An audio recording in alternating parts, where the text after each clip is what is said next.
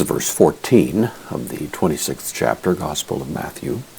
Jesus has just commended the woman who poured this expensive ointment on Jesus and indicated that she is going to be heroic in the history of the church, that what she's done will be proclaimed wherever the gospel itself is proclaimed, and that seems to have been the tipping point.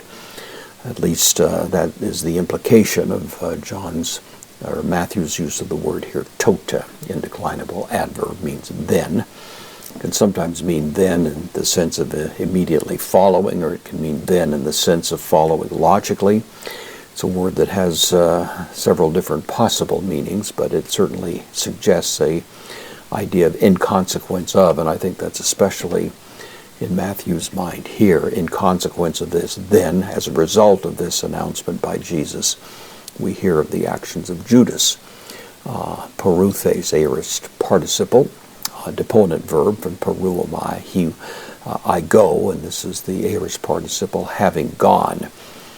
This is an incomplete sentence. The rest of the sentence will be found in the next verse, so this is simply the preliminary independent clause. So having gone, heis, one, ton dodek, one of the 12, so having gone, one of the 12. And then again, defining that person, ho legomenos, present participle, passive, being called, the one who was called, Udas Iskairotes, Judas Iscariot. So the one who was called Judas Iscariot, then having gone. Pros, preposition with the accusative, tous archiores, to the high priest. Then, of course, the next verse will pick up the actual principal sentence. But the sense seems to be, at least, that that was the last straw. At least that's kind of the way that Matthew is communicating it. This fact that Jesus was submitting to the waste, apparently, of the pointing out of this ointment, and more than that, speaking of his coming demise.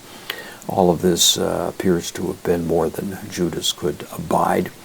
His actual motives, of course, have been an interesting topic of conversation historically, and the scripture tends to be a little bit oblique there, but we do get the impression that Judas, while he was one of the 12, was never truly one of the 12, and that finally his distance from the true purposes of Christ finally surfaced in this most dramatic and famous expression